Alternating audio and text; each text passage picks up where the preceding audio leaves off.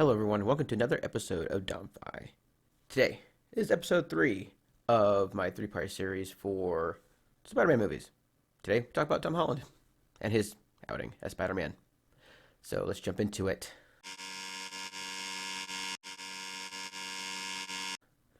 Um, Firstly, we get introduced to Tom Holland in, I believe, Civil War.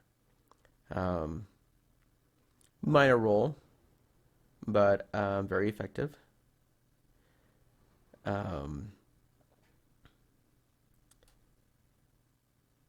I think they picked a good actor because not only was he like young, he actually looked like a high schooler, I guess. Where you look at like Garfield and you look at McGuire, they were both like, they were older. So they didn't really fit the whole high schooler vibe, they just look like older dudes, right? So at least he got that right? Um, and they also picked somebody who's like, very charismatic, rocked a really good English accent, or American accent, I mean. He's English, British, whatever. Um, but yeah, it was nice to see the web slinger get introduced to Tom Holland. I think he killed it. He nailed it. I liked his vibes. Um, Now let's talk about his first movie, Homecoming. I think Homecoming was a breath of fresh air. Um, I heard the director had the whole cast watch a lot of John Hughes movies. So like, I guess what is it? Like 16 Candles, I think, or no, Breakfast Club, Bre- Break- Breakfast Club, and there's other movies like that. Just to, I guess, incorporate that vibe, that feeling of fun movies into it. So like another one is Ferris Bueller's Day Off. I think that was the big inspiration or the favorite movie that a lot of the actors liked. Um, Again, Holland looks very young, so he looked like he could have been, an older high schooler, which it was great. It worked out great. Um, and I think they had a lot of other good cast members. Zendaya played a really cool MJ. Not your typical like girl next door type of person who's just kind of a loner, kind of a mysterious person, um, which was a fun take. And then having Ned in there was pretty cool. Having like that best friend. Um, as for the villain, oh no, I just blanked out on his name. Michael Keaton. Michael Keaton is a great actor, so seeing him play the Vulture as a villain was very cool. Um, and they made it, I guess, believable. You had the Tinkerer who was able to make all these cool gadgets from all the destruction during I guess what um, the first Avengers movie, where like had his crews going around cleaning up all the big messes, right? And so you had the Tinkerer making all these cool things, and then came birth to the Vulture, which was the way they implemented that was really good. Um, I felt like this series of movies was a little bit more, I would say, lighthearted and fun and young feeling. Again, just kind of going back and tapping into like the Ferris Bueller vibes and the Breakfast Club vibes. Um, Yet having its serious, impactful moments, like when Tom Holland was trapped underneath all that cement. He felt weak. He felt like he couldn't get out. He felt like he was stuck, and he felt like that was the end. And he found the strength to rise out of the rubble. So, having those moments like that to kind of like those serious moments to add to the break up the fun vibes. Um, as for Far From Home, that was cool. Getting to see Spider-Man out in Europe was pretty cool. A really fun idea. Um, when I first heard that Mysterio was gonna be the bad guy, I did not see how that was gonna work. I didn't know what their plan was. I didn't understand it until I watched it, and I thought, well, these guys are pretty smart. Um, Again, Jake Gyllenhaal, he plays Mysterio. Super cool. I like Jake Gyllenhaal a lot. I think he's a pretty versatile actor. And again, he plays a villain that's I guess has a lot of character to him. He has motive. Um, his whole crew, his whole posse was burned by Tony Stark, and they wanted their revenge. And of course, they're a bunch of smart scientist dudes, and they were able to come up with this brilliant plan of just kind of faking everybody out with awesome, great VFX. What's awesome about this movie is that you see the character Quentin Beck wear that gray suit with the black like triangles and things. That's an actual real suit that a lot of people wear while making movies, especially when there's a lot of VFX and they're wearing like whole full body suits and stuff. And so having that be part of like his costume in the movie for a nerd like me, pretty cool. Um, some of those VFX shots were great, like the whole dream sequence, I guess, or vision sequence when Holland goes, when Spider-Man goes to tell Nick Fury about Quentin Beck and everything that's going on. Um, that's probably one of the coolest sequences I've seen. It was very trippy. Some parts were kind of scary, creepy looking, eerie. But just the amount of VFX work that went into that CGI work was amazing. Uh, it's probably one of my favorite sequences in that movie. Um, I'm gonna be honest. Um, I think one of my favorite things about the Spider-Man movies is um, the romance part of it, because it seems pretty grounded. I feel like um, you're interested in somebody and you don't think it's fully that they're not interested, or you feel like you can't pursue them for a reason. Um, I don't know. I've always liked it, and so seeing Holland, Tom Holland and Zendaya kind of do their own version of that within the Spider-Man series is really good. Um, and they're great together. Their chemistry is like supreme. Um, and you can tell. I think in a lot of movies you can tell when you got two actors who mesh well together, their chemistry works really well. I mean, it really shows in the movie. Which brings me into No Way Home. What a movie! If you haven't seen it yet, I mean, spoilers alerts, I guess. I don't know. It's been out for a while. I think everybody's had a chance to see it. So I'm just going to get right into it. Wow, what a movie. All the ups and downs, the roller coaster of emotions, the excitement, the sadness, the nostalgia. Uh, it was incredible. In what we saw in Spider-Man 3 with Tobey Maguire, they had too many characters and too many storylines going on, and which they couldn't, I guess, juggle all that into a very flowy, cohesive story, which really hindered it. And we see that again in Spider-Man 2, Amazing Spider-Man 2 with Andrew Garfield. They tried too much, tried to put too much into it, and it just didn't really work that well. Where with No Way Home, we see all these characters, right? Um, and it works, it flows. So I think the biggest difference here is that we already know the backstories of all the villains that came back. Um, so we didn't have to dive into what was uh, who they were, what their backstory is. We already know that. Um, and also, they had the same issues, the same problem. So they were on the same storyline of, oh, they got brought back, and they don't understand why they're back here or what's different in this area or this. And then we get introduced to the whole multiverse, right? And so I think that's where they went right in being able to bring back all these different characters and have it be a cohesive story without it being too much.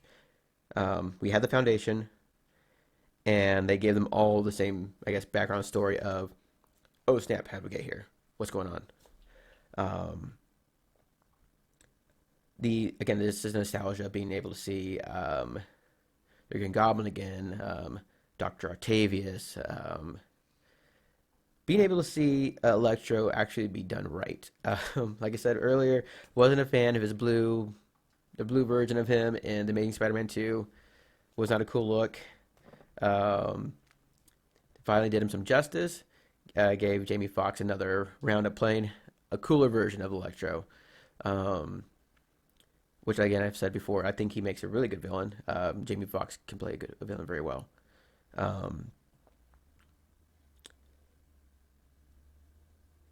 and then we get into seeing all the Spider-Man men in one movie. I didn't think it was going to happen. I didn't think they were going to do it, and they did it, and it was very cool. It was so exciting to see everybody back in the movie, or reprise their roles. Um, Hats off to McGuire and Garfield for not spoiling that. They've been bombarded so hard with all the questionings and like harassment. Hey, are you guys in this movie? Um, so kudos to them for staying strong. I know it was hard. I can't imagine how hard that would have must have been. Um, so thank you guys for doing that. Um, Again, bringing in more characters.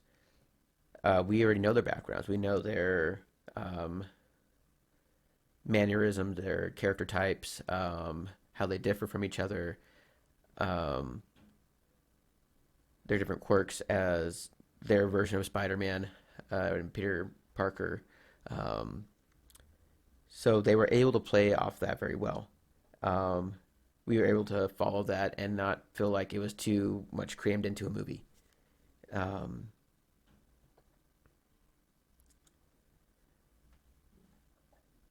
Again, I think that's what made this movie work. You can't. I know Sony has been pushing for a Sinister Six for a while. They've been wanting to make that happen, especially when it came to Amazing Spider-Man 2. They really pushed for that very hard and wanted to build that up. Um, but again, I feel like this was I guess, a way to kind of make that, but not really.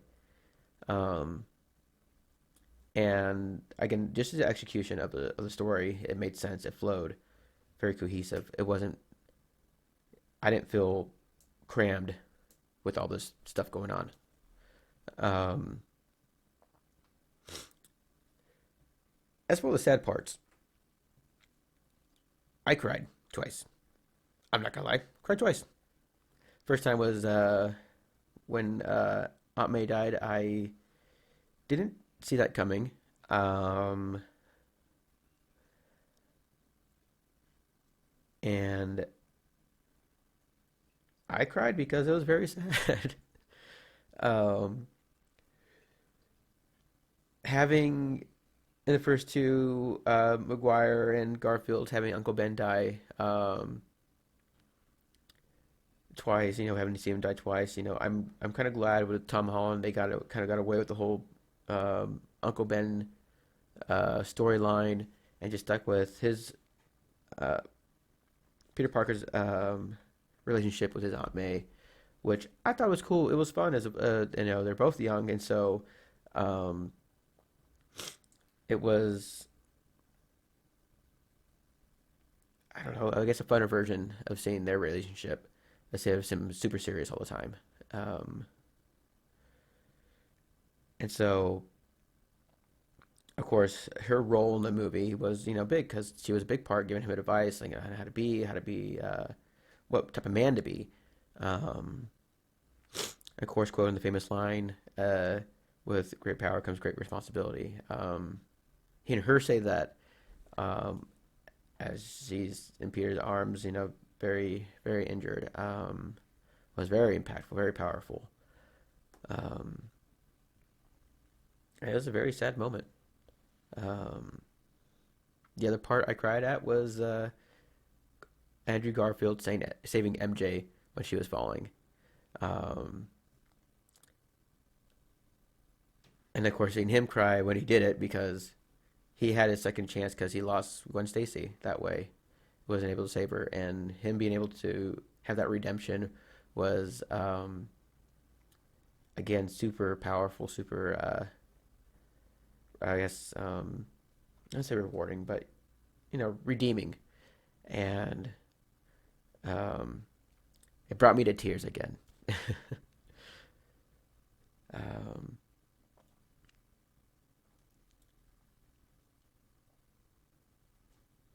with this movie being Holland's last movie on his contract, it's hard to say whether or not, or I guess it's hard to say, or what happens next with the Spider-Man franchise. Um,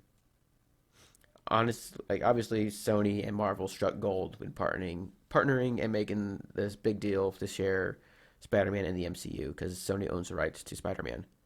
Um, and so where do they go next with this? I don't know. I would love to see Tom Holland still play Spider-Man. I think he makes a great Peter Parker and a great Spider-Man all in one. Um, and I do like how um, they kind of at the end of No Way Home how they stripped him away from like everything. He no longer has his super cool gadgets from Tony Stark, his suits, high tech suits. We see him make his own spandex suit that is the classic Spider-Man colors, the classic suit. And so I don't know where they go from here. I would like to see them Sony continue working with Marvel. If not, I would love to see Tom Holland Spider-Man versus Tom Hardy's Venom. I think that would be a very cool and very fun movie. But they're in separate universes, which we saw in one of the closing credit scenes. Um, but I think that's the biggest thing I'd love to see is a really good Spider-Man versus Venom, which I'm hoping they work their way towards. If not, hopefully I mean, we did also see a bit of symbiote, the black symbiote, left in that universe, Tom Holland's universe. Um, it's very possible we don't see Tom Holland Spider-Man in the MCU anymore because all the Avengers don't know who he is. He doesn't exist anymore. Um, so if they do another outing, I feel like it's just going to be Spider-Man himself, just um, and hopefully trying to find a way to win back MJ. That would have warmed my heart big time. So those are my thoughts on where it goes next. Um, and this has been my long review of all the Spider-Man movies and my thoughts on them, what I liked about them, what I didn't like about them, and thank you for joining. I will say that my next series is something that I've been thinking about a lot.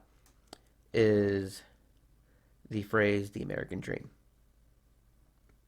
and so next week I plan to tackle that question. What is the American Dream? Is it real? Does it exist? And I would love to know what your thoughts on the American Dream is. Um, have you seen it personally? Do you not believe in it? Do you think it's some sort of